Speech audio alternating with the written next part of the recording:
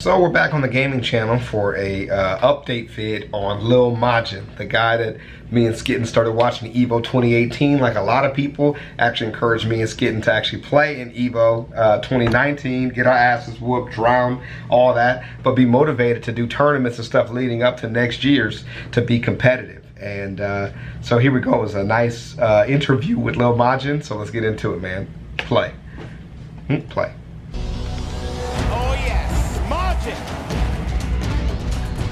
This is the story of a guy who put the world on notice. Yeah. We gotta watch that Ice compilation with Lil Majin, bro. A guy who put American Tekken back on the map. Oh my God. Oh, yes! 3L, take this. Right back at you. Look at that eye, bro. Let's see those pearly whites. He has the best smile. He really does, man. One more hit can do it. Oh my God. Cold-blooded, bro. That man was cold. A guy? He actually did great in 2019 too. He put a lot of pressure on himself to perform and to re-up the next year, but he performed extremely well. You know, like he's playing against the best people in the world, and I can't wait to see what he does next year. Everyone wanted to win. I saw it, but I can't believe it. I feel like I'm gonna wake up and it's gonna be my alarm, and it's gonna be telling me like, hey, hurry up, you gotta go do top 8. This is the final American player here. And what a performance so far. Do you smell what Little Majin is cooking? Lil Majin started playing Tekken as a kid in 1996 when his father bought him the first game as a Christmas present. And he fell in love with King pretty much immediately. He looked a lot like my favorite wrestler at the time. I can't really say his name, but he wore like the same outfit, you know, the blue tights with the thunder. I had no idea this was the thunder lightning bolt going through. It was like an instant no-brainer. It looks like this is at 2019 too. Playing with grapple characters and other fighting games. King is the bringer of hype. Everything the character does oozes style, with moves inspired by the WWE's greatest. From Japan, weighing in at 200 pounds, here is the world's junior heavyweight champion, Tiger Mask. The thing is that, these days at least, people don't rate King too highly. The character is all or nothing, relying on a series of throws that can be broken by a sharp opponent in sort of a rock, paper, scissors minigame. If your throw works, your opponent is in for a world of hurt. And if you miss a grab, it's over, bro. Go but Majin loves the high-flying, bone-crunching throws and holds. He stuck with King and never turned away. It's not so much of secret knowledge that I have with King over everyone else. Nope. It's just like so many years on top of years on top of years of like coming up with new stuff, and you know, maybe the new stuff doesn't work, go back to the old stuff. Like that whole cycle of going back and forth between new stuff and old stuff, I think it's just combining to make me what I am with King. The thing is that even if he did feel good enough, Lil Majin was never a guy who traveled very often. And back then, there wasn't really much of a reason to. He attended tournaments in the US near him, sure, but back then, there weren't a lot of major international tournaments to travel to. And even then, America was not a Tekken powerhouse. There were definitely some incredible North American players back in the day, but even back then, the East often outclassed the West, both in terms of skill and, more importantly, practice time. So Koreans have always been a gold standard in Tekken. That's because all of their top players live close together where they can kind of travel and play on a regular basis. This was especially the case back when arcades were still really popular, and the best players in the world would meet up every day at Seoul in Green Arcade to play. And with the United States and in Europe, each little region here and there will have their top players, and it's especially difficult to kind of like meet up, you know, at tournaments like EVO and other major tournaments. Yeah. You can kind of get your reps in there and play offline Tekken. It also meant that Majin had to get good by primarily playing against the people who were close to him. And as arcade started to die out, he had to turn to tournaments to play against the best. Back in the early 2000s, or like to the 2010s, we would face off quite a bit in regional tournaments in the Southeast, whether it be a CEO, final round, KIT in Tennessee. A lot of these tournaments in the Southeast, I got the pleasure of just facing Lil Majin over and over and over as we were coming up in the Southeast, man. He was like one of my main rivals from back in the day. Wow. And I always knew he was that skilled. His thing was that he never traveled, and once he's there, he's going to be dangerous, he's a threat. Over the years, people in the West learned to fear Lil Majin and his king. But as the growth of the Tekken scene started to slow down, he didn't have as many chances to compete. When Tekken 7 came out though, Lil Majin got a chance to re-establish his legacy as a fan favorite. Great game, by the way. Nice job by Speed Kicks. Just oh my god. Okay, pressure. Oh my god! Pressure! I can't believe it! Somebody keep an eye on Speed Kicks. Wow!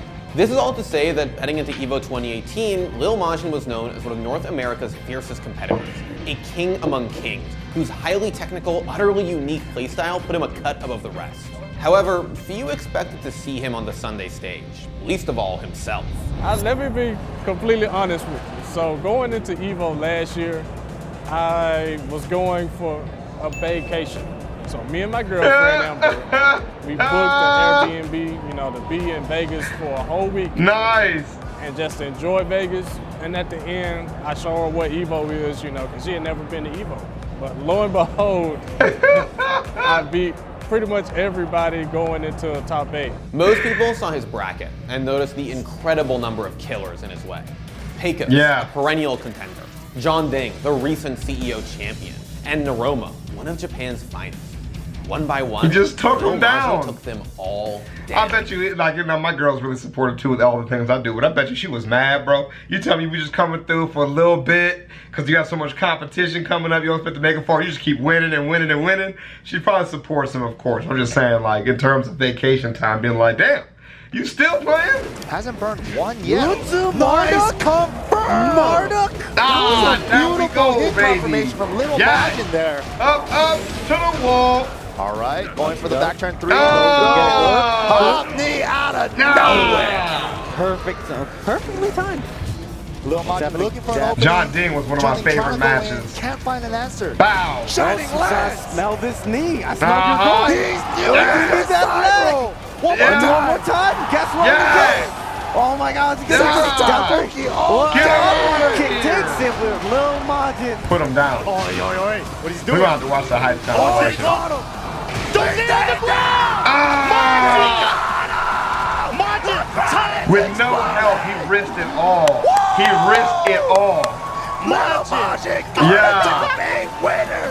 Give us the brown. Give us the brown. Honestly, now that I'm thinking about it, if his girl's anything like my wife, she was actually talking all the mess after he won, because that's what Skitten does, bro. She be talking all that wet shit. Her mouth is so dirty, bro. She be disrespecting people to their face while we play, bro. For real. Let him know, for real. Let them know. Let the world know you are here to play. That pop-off, it was totally like uncharacteristic for me, because I'm usually not a guy that does all the popping off and theatrics and all that stuff.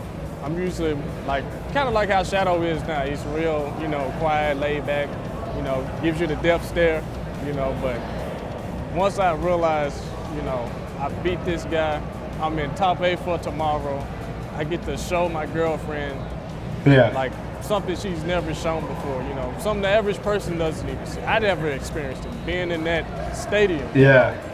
Top 8. Everyone around is cheering for me, you know, that was like no other feeling. You know? Oh, he's such a genuine guy. God damn it, I like Lil Majin. Top town at the time. And faced off directly against him in the winners quarterfinals is JDCR, the defending Man, JDCR is cold, bro. Oh, he had him there, didn't believe. I like it though, you know. Look how tight. They play such a tight game. Like, once they get up to that high level, everything gets stripped down to just the pure basics. Playing in neutral, playing footsies, looking for one big explosion.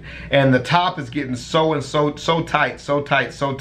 You're seeing less 50-50. You're seeing less big risk. And when Lil Majin came through in that top 8, it really expanded again. And then it shrunk that again with Arsenal Ashwin in 2019. It shrunk again, right? But I'm just saying, he showed how much risk you can take and still win.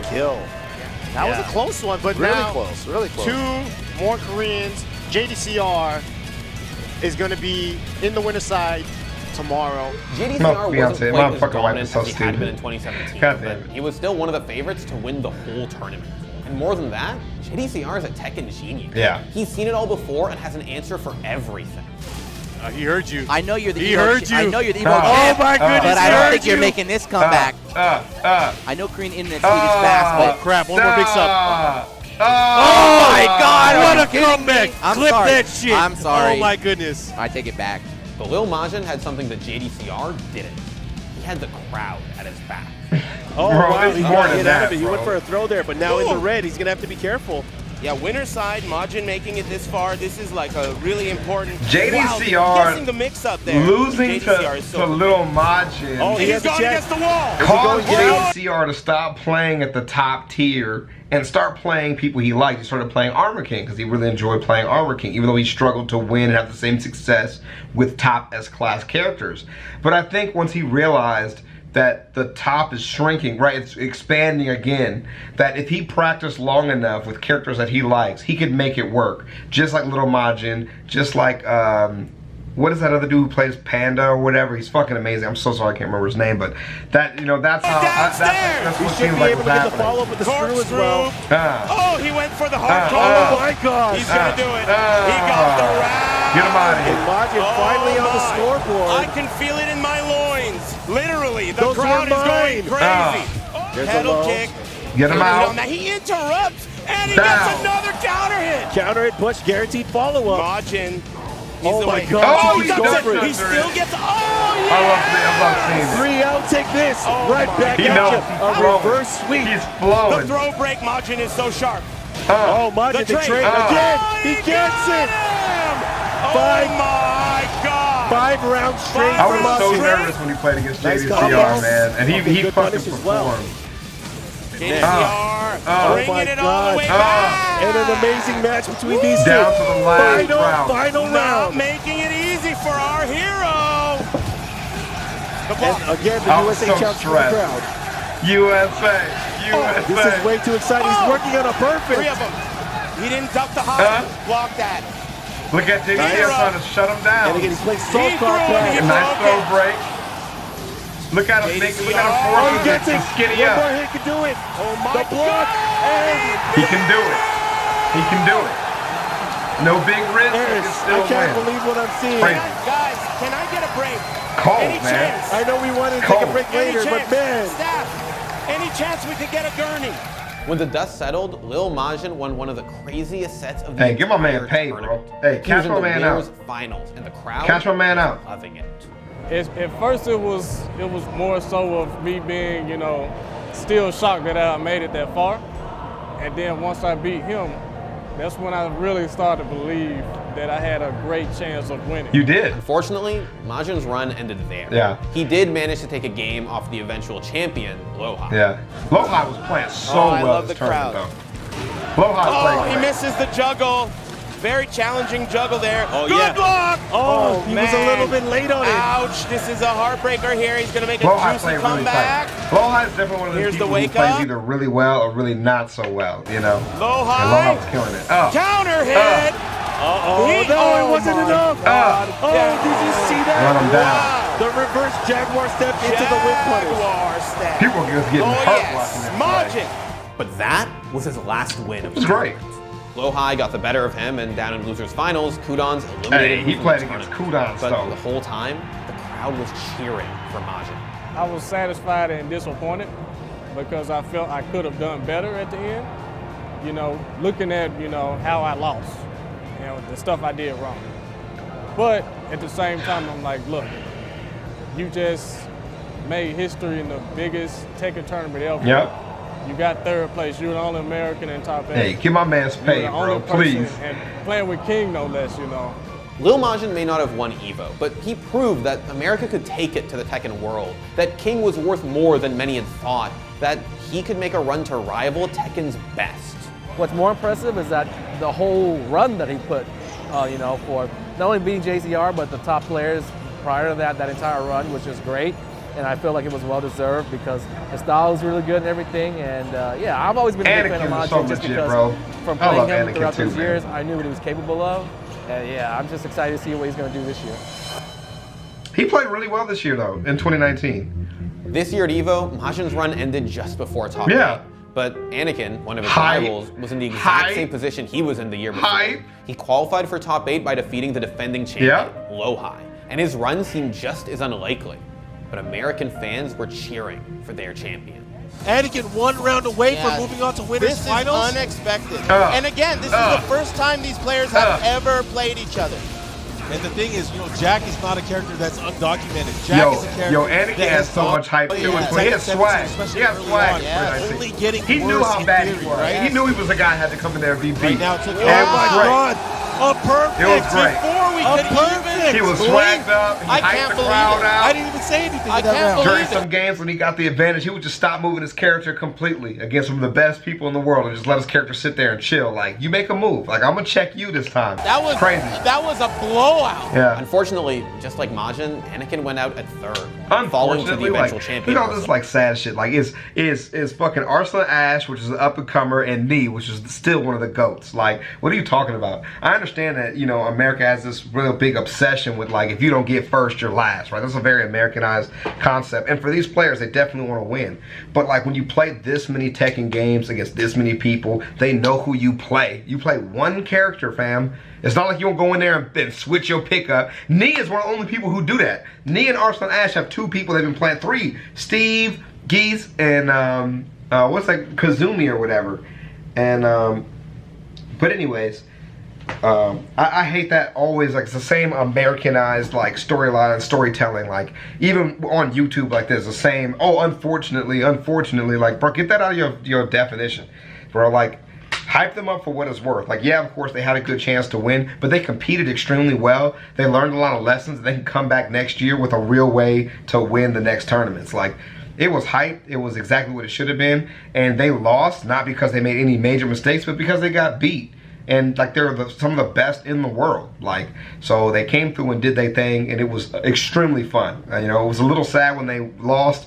Skitten was real upset. She said that Anakin let her down, and she was looking for him to win. But when she was watching, you know, she knew that he could have won, you know, and just lost. You know what I'm saying? So I don't like all the sad music and stuff because I have such a hype feeling about this and a real excitement when I see these people hit the stage. And I hope to see more of them later. This was like a really long vid, so it'll probably be cut out part 1 or 2 like before, because we're not really shooting that much right now, but I'll holler at y'all. Peace.